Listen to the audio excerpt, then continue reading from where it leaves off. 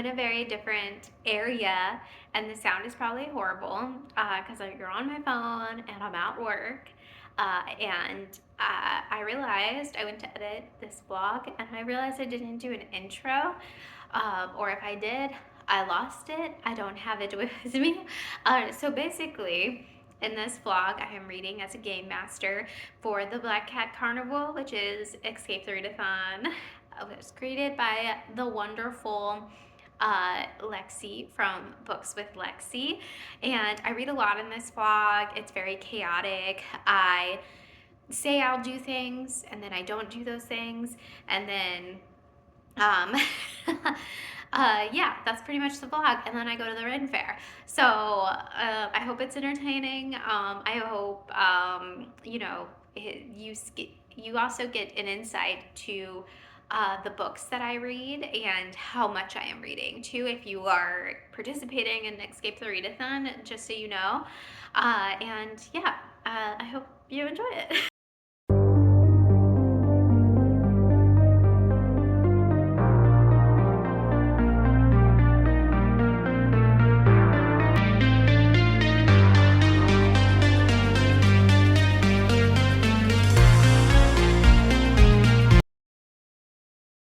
Okay, so it's been a couple of days like usual when I vlog, but I have read some books. Okay, let's get into it. So I read The Other People by C.J. Tudor. I think I'm giving it 3 stars. It definitely felt more gritty and dark and more of like those gritty mystery books. Very different from The Chalk Man and The Burning Girls. But yeah, I think I'm giving it 3 stars. I enjoyed it, but I don't see it being like super memorable. And kind of same with A Stranger in the House by Sherry Lapina. I think I'm at like just a 3. It was like mediocre. There is a twist at the end of this that I did like. That is one of my favorite twists, so that's why I'm giving it 3. I did enjoy it, especially the ending. And then I read One of Us Knows by Alyssa Cole. This is her new book. If you don't know, Alyssa Cole wrote like Always Watching, that thriller. That I did really like that one, but there was like a lot of romance in it because I believe, if correctly, she's a romance writer. In this one, there's some hint to like romances in it, but it doesn't go into detail, which I really liked. Actually, I was like, yeah, you're not going there. Great. This book is about a woman who has DID, is the main character. So you're thrown into like her, Ken is the character being pushed forward after 6 years, I believe, of another identity being forward, and she kind of has to put together this mystery of like where they're going. They're going to this remote low castle on the Hudson River. Like the atmosphere was great. It's very cold and like gothic feeling. And she kind of has to figure that out. I will say the beginning of it was very slow after kind of being thrown into like what the main character, how the DID system works. And it's like, it's slow. I feel like nothing really happens until like the last 30%, but when it does start to reveal everything to it, I was like there for it. And there's a part in this book where I literally was like, yes. So that's when you know like you're liking the book. I listened to this one on Everett and I'm giving it 4 stars. And then I read Day at the Door by Laurel Hightower, and this is I think this is one of her new books. This is a supernatural family drama book. It is very slow, which I just said I didn't like the slowness in the other book, but that was a thriller. That's a thriller. I like my thrillers to be fast, but my supernatural, emotional books, I need them to be very slow. And I need to be with the characters. This story is absolutely devastating, so anybody who picks this up, look up trigger warnings for it. It deals a lot with domestic abuse, childhood, family abuse of the hand of a parent and stuff, so it's very, very heavy. I was reading it at night before bed, and I ended up staying up very, very late one day reading it, or one night reading it, most of it. Like, it really, I don't know, it, not that, like, I, of course, cannot relate, but it just, like, was very gripping and, like, honest. I don't know, like, there's, like, so much honesty in this that, like, you know, you're being told a ghost story, you're like, oh, I don't necessarily believe in ghosts or believe in, like, these things, but where it was coming from, yeah, this family is incredibly haunted. Like, and I feel like there's no metaphor here. It's just, like, all out in the open, and it's not layered in any way. It's just there. It's just, like, this big ugliness, and you can't really look away, and you're terrified, and that truth is just devastating to your very core. And I could not stop reading, which is horrible. It's like I could not get enough of it. There are some genuinely terrifying moments in this. It is a supernatural horror, and it is Laurel Hightower. If you don't know, I feel like Laurel Hightower is very good with jump scares, so she has this suspense pulling you in and sucking you in, and you feel comfortable, and then all of a sudden something happens. So she's very effective writing style with her books. So yeah, I absolutely loved this. I hate the term elevated horror. Like, people use that a lot with, like, Jordan Peele movies or Mike Flanagan work and stuff. But this one definitely, it feels elevated because it's not holding anything back in this story. And it has all the things that you like in it, and that I like in it too. It's a bit of found footage, and they're making, like, a supernatural show. But yeah, it does have that incredibly traumatizing family drama in it, or family, I feel like it's beyond family drama, and yeah, dysfunctional, of course. But yeah, I really, really liked it. Definitely check it out if you're into all of those things I just said.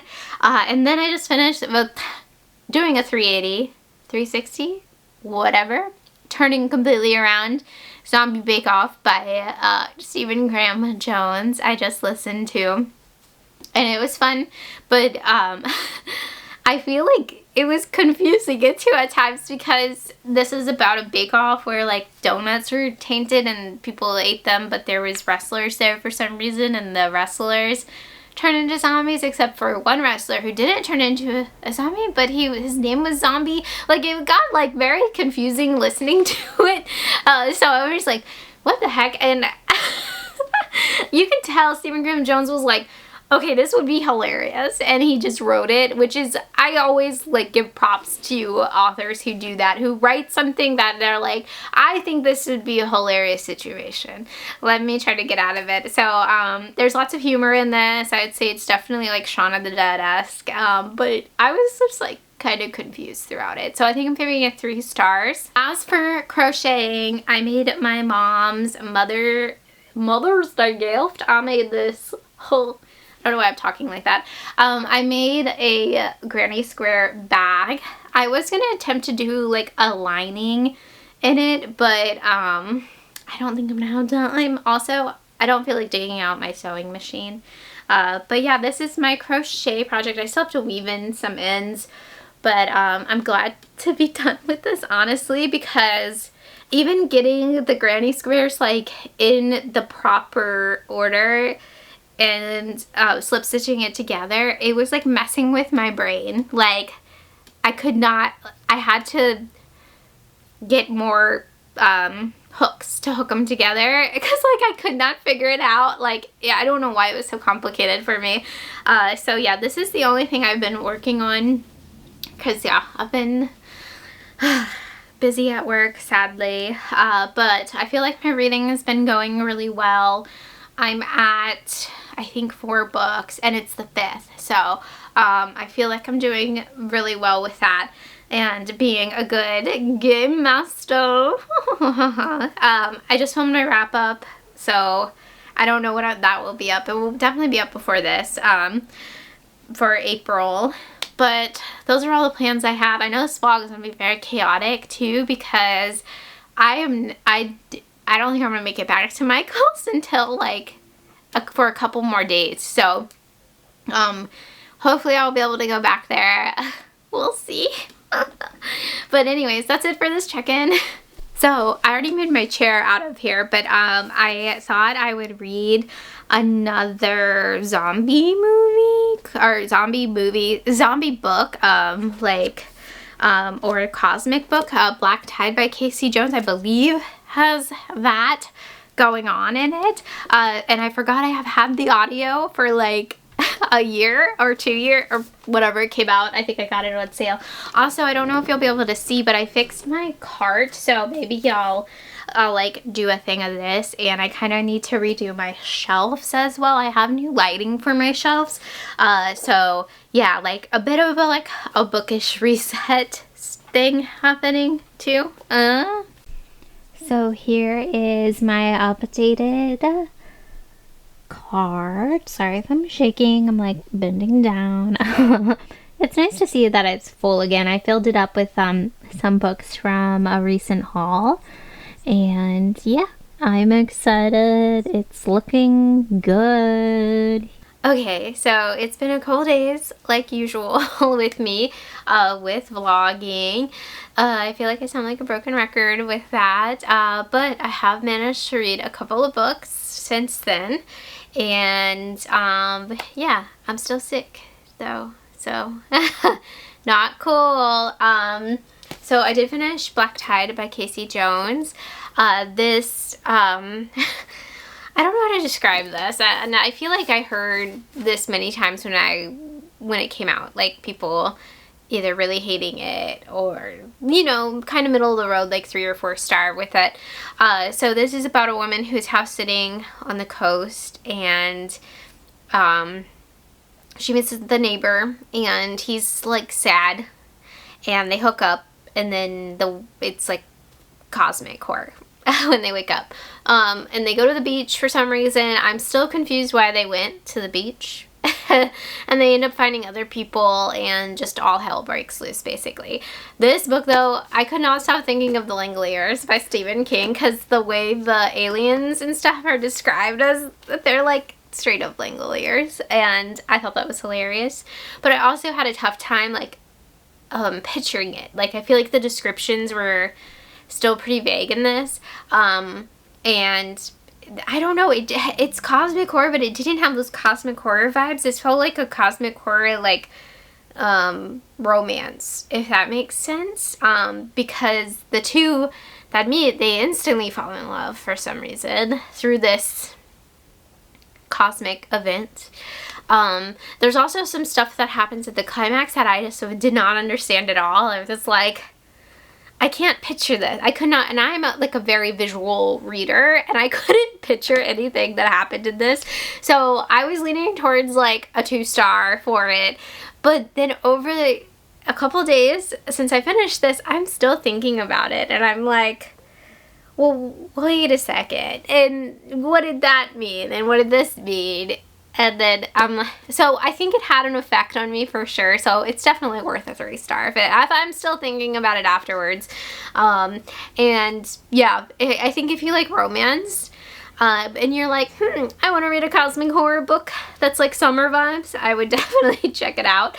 I know people had a big issue with that book, because of the animal cruelty in it. It wasn't bad for me, but it felt like it was there for a purpose, and that's usually how I gauge animal cruelty. So, you know, just a heads up about that. And then I ended up reading another Sherry Lapina book. I have 2 Sherry Lapina books here. I did not finish this one yet, but Someone We Know. Look at how similar they are. They're just like the same book. So I listened to this one very quickly from Libby, and it's just a thriller. I like a Sherry Lapina thriller, apparently. They're domestic thrillers, but they're very dark domestic thrillers. Usually her books open up with a murder happening, and then it kind of all this family drama and stuff unravels throughout it. This one was very twisty-turny. It was like Hitchcockian almost, and then I liked the twist in it. It seemed like one of the more realistic Lapina twist in it, so I'm giving this one 3 stars, and then I'm halfway through Everyone Here Is Lying, and I'm liking this one too. So we'll see if I'll read any more stories. These are actually the last ones I have borrowed from my local library, so we'll see if I read any more. But yeah, I think as a like domestic thriller writer, I think she's the best, honestly, because they're just like very formulaic, but it also has all the things in it that I like in a thriller. Like there are procedural parts in it, but the detectives aren't really characters. It's like just the suspects are the characters. It's really interesting how formulaic and how it works for me. I'm like, this just is easy reading. And then I read The Black Girl Survives. This one. This is an anthology or short story collection about The Black Girl Survives. This one. It was fun. I had a lot of fun with this one. I have a tough time with anthologies or like just short story collections, but all of these felt so unique and different that it was really easy to get through and like exciting to move on to the next one. I do think my favorite one is The Ghost Light because it takes place in a theater, and I think there's a Joe Hill story. Is it 21st Century Ghost or something that takes place in a theater as well, and it's like a ghost story, and I just like theater ghost stories apparently, especially in a short format like a short story. I was just like loving it. I almost went back and listened to that one again out of this collection. The last story is also really good. There is a couple in here where I was like kind of zoned out for but I think there's one with like technology in it, like a phone where the girl can hear other people's thoughts, and I was like, okay, that is creepy. That is, I would never want to hear other people's thoughts, like that Buffy episode, like, no thanks. Yeah, I was like, ugh. So it was effective. It's an effective short story collection. I'm giving it 4 stars, and yeah, I really enjoyed it. If you're looking for something very different, like each story is very different, I highly suggest this one because you don't get that a lot with anthologies, I feel like. Also, I have a tough time with them because I'll finish one and I'll be like, I'm done with this book. But I stuck through it, and I really ended up really enjoying it. What am I doing next? I have no idea. I have no idea. I have to go to work tonight at my other job, and I have some things to do beforehand, so I might just end up finished listening to the Sherry Lapina book, and not sure what I'll be reading at work. I am working on a bunch of crochet stuff right now too, that hopefully I'll get to show before this vlog ends, so stay tuned. Also, so I forgot I got these lights, and I'm showing them totally. Is that the front?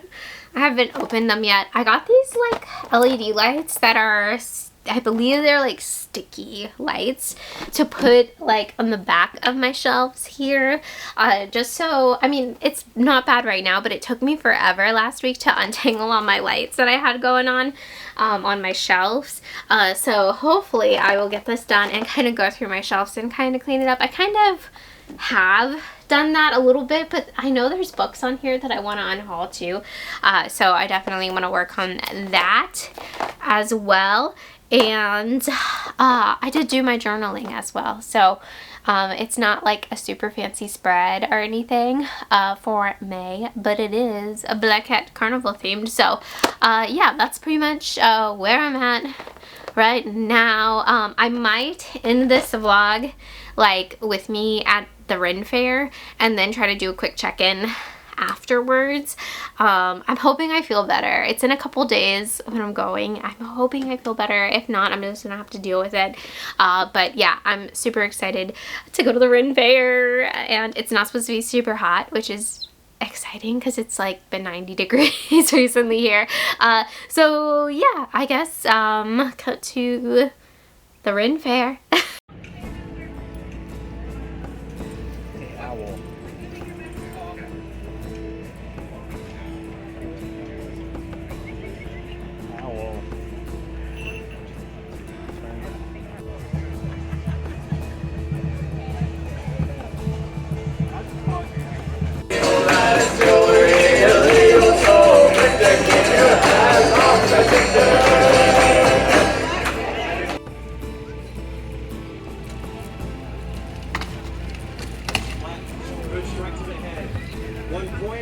color yellow.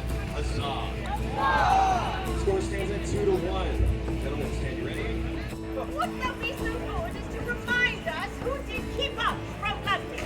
Your Majesty, now that I am back, I am happy to yell forth all the various people who are dusty and dirty from trying to keep up with you.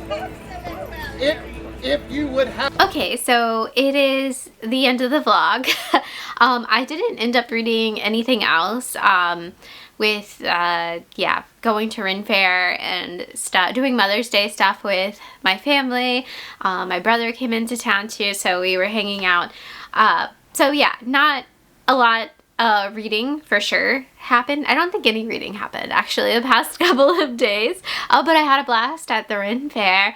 It was so much fun. I'm hoping to go to the big one in Baltimore this year too, so we'll see if I end up going to that one too. But anyways, crochet wise, I said I was working on a lot of crochet projects.